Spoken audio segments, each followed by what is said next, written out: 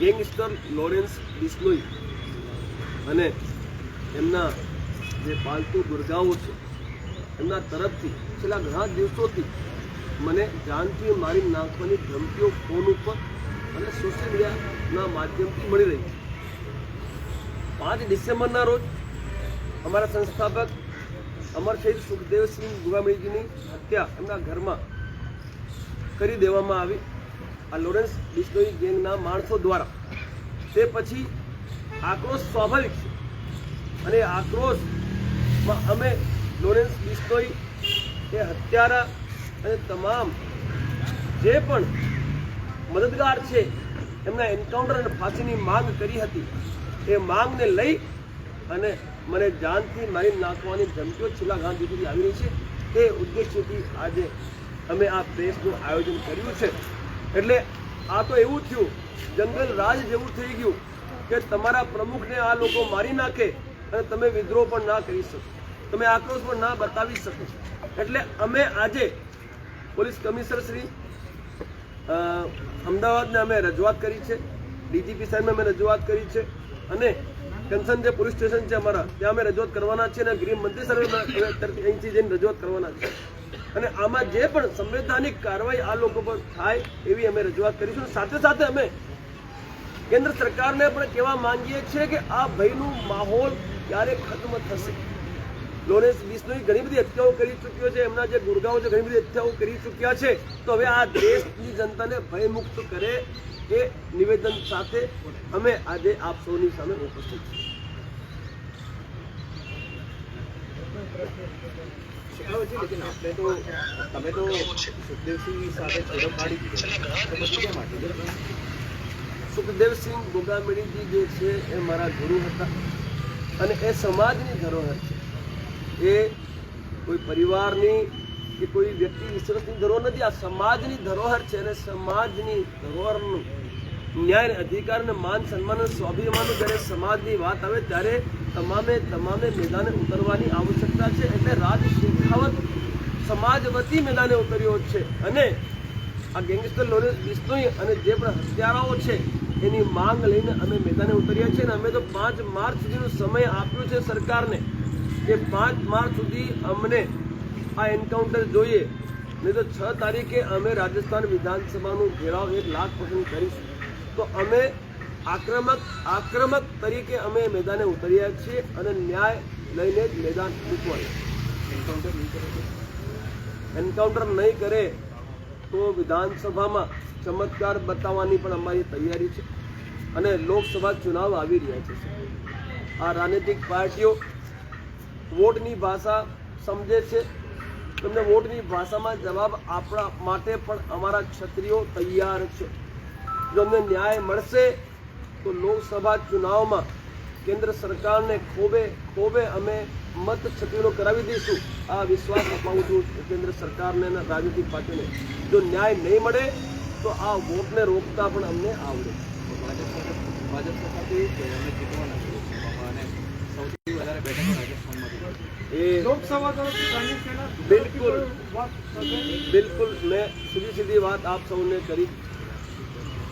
લોકસભામાં ચુનાવ આવી રહ્યા છે અને લોકસભા ચુનાવ આવી રહ્યા છે એટલે જ્યારે વોટની ભાષા સમજાવવાની આવશ્યકતા પડે છે એના માટે પણ અમે તૈયાર છીએ। અમે કીધું જો ન્યાય નહીં મળે તો આ વખતે અમે આ લોકસભામાં ચુનાવમાં વોટની ભાષામાં પણ જવાબ આપવા માટે તૈયાર છે। પણ સરકાર એ જ કહે છે કે અમે જીતવાના છે કોઈ પણ હિસાબે।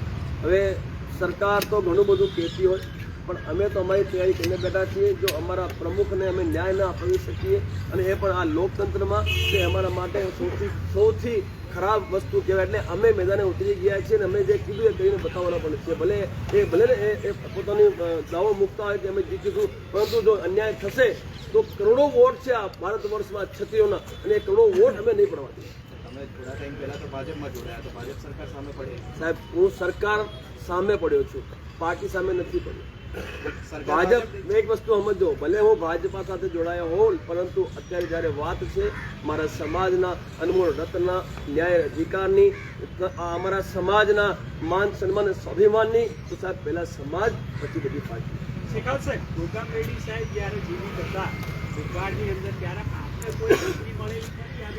નહીં, એ વખતે અમને ધમકી નહોતી મળી, પરંતુ જ્યારે આમની હત્યા થઈ તે પછી જ્યારે અમે એન્કાઉન્ટરની માંગ કરી, જ્યારે ફાંસીની માંગ કરી, તે પછી આ બધી ધમકીઓ મળવાનું સિલસિલો શરૂ થયો. આ છેલ્લા 15-20 દિવસથી શરૂ થયું. એટલે છેલ્લે મને આ વાત મૂકવા માટે મજબૂર થવું પડ્યું અને આ રજૂઆત પણ કરી અમે સરકારને, પ્રશાસનને, અને આજે આપ મીડિયા બંધુઓ સામે પણ રજૂઆત કરીએ છીએ કે આ જે જંગલ રાજ ચાલી છે, જંગલ રાજને રોકવું બહુ આવશ્યક છે. કારણ કે તમારો મુખ્ય મારી પણ જાય અને તમે વિરોધ કરો, તમને જાનથી મારી નાખવાની ધમકી આપે તો આ હવે નહીં ચલાવી. એકચ્યુઅલી પ્રેસ કોન્ફરન્સ કરવાનો મૂળ હેતુ એ હતો કે જ્યારે અમારા મુખિયા સુખદેવસિંહની જે હત્યા થઈ અને હત્યા પછી શેખાવતજીએ એમને હત્યા કરનારાઓને ફાંસીની સજા અને એન્કાઉન્ટરની માંગણી કરી અને કડક શબ્દોમાં એમને ઉગ્ર માંગણી કરી અને આખા ભારતભરની અંદર એ સંદેશો ફેલાયો અને એમની એન્કાઉન્ટર માટેની ડિમાન્ડ કરી. એના પછી એ લોકોએ આ કૃત્ય કરવાનું ચાલુ કર્યું છે. સોશિયલ મીડિયા ઉપર આમની રેકી કરવાની, અમારા સ્ટાફના માણસોની સાથે રસ્તામાં રોકીને અમને જાનથી મારી નાખવાની ધમકી આપવાની, આ બધી વાતો થઈ. શેખાવતજી અમારા સમાજનો સુખદેવ પછીનો એક અનમોલ રતન છે અને અમારો સમાજ અને અમે આખી કોર ટીમ ગુજરાતની અમે શેખાવતજીને ખોવા નથી માગતા. એના અનુસંધાનમાં લઈને અમે લોકોએ આખી તમારી સામે બતાડીએ છીએ આખા જે લોકોએ જે ધમકીઓ આપી છે એના આખા માહિતી સાથે અમે લોકો આજે સરકારને રજૂઆત કરી છે. પોલીસ ઇન્સ્પેક્ટરશ્રીને, કમિશનર સાહેબશ્રીને અને આઈજી સાહેબને બી રજૂઆત કરી છે અને આગળ અમે ગૃહમંત્રીને બી રજૂઆત કરવાના છીએ.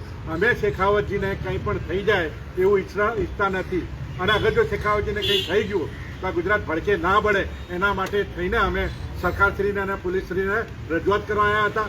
કેમ કે જે રીતે એક અમે અનમોલ રતન ખોઈ દીધું છે, અમે બીજું અનમોલ રતન ખોવા નથી માગતા.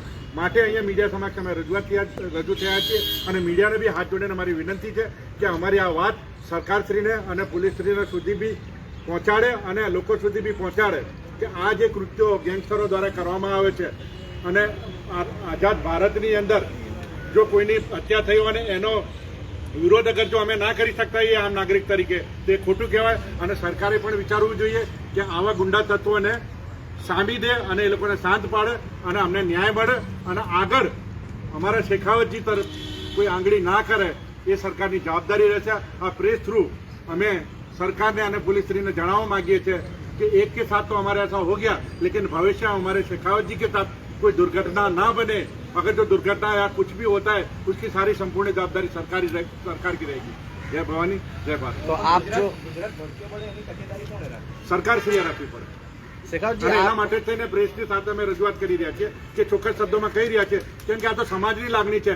માંડ આ રીતે અમે સુખદેવજીને ખોયા પછી માંડ કંટ્રોલ કર્યા છે અને હવે શેખાવતજી જે 22 રાજ્યોની અંદર ફરે છે અને સમાજનું જે નેતૃત્વ કરી રહ્યા છે, અમે શેખાવતજીની બાજુ કંઈ એમને ઘસરકો થાય એવું સાંકી લઈશું નહીં. શેખાવતજી, આપ આજ નિવેદન જે આપવા માટે ગયા કમિશનર શ્રી અને સરકાર ડિપાર્ટમેન્ટ અધિકારી આપ પીઆઈને પણ મળ્યા, તો એમને આપને શું આશ્વાસન આપ્યું?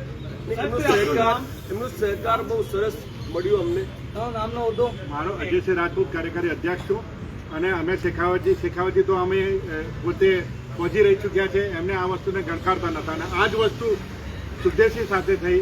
માટે અમે લોકોએ આખી ગુજરાતની કોર ટીમ, અહીંયા બધા વડીલો બેઠા છે, કોર ટીમ બેઠી છે, અમે લોકોએ બધા ડિસાઇડ કર્યું અને આ બધા એવિડન્સ ભેગા કરીને સરકારશ્રી સમક્ષ રજૂઆત કરી છે. તમે જોઈ શકો છો કે 1 નંબર મૂછેવાલા, 2 નંબર સુખદેવસિંહ અને 3જો નંબર શેખાવતજીનો. આ રીતે કરીને એ લોકો જાહેરની અંદર સોશિયલ મીડિયા થ્રુ અને જાહેરમાં બી મળીને ધમકી આપી રહ્યા છે અને અમને પ્રેસ ઉપર જે દેશનો ચોથો સ્તંભ કહેવાય છે એની આગળ રજૂઆત કરવા આવ્યા છીએ કે એના થ્રુ આખા ભારત વર્ષની અંદર ખબર પડે કે આ ગુંડા તત્વોને કઈ રીતે સાંભળવા અને સરકાર યોગ્ય પગલાં લે.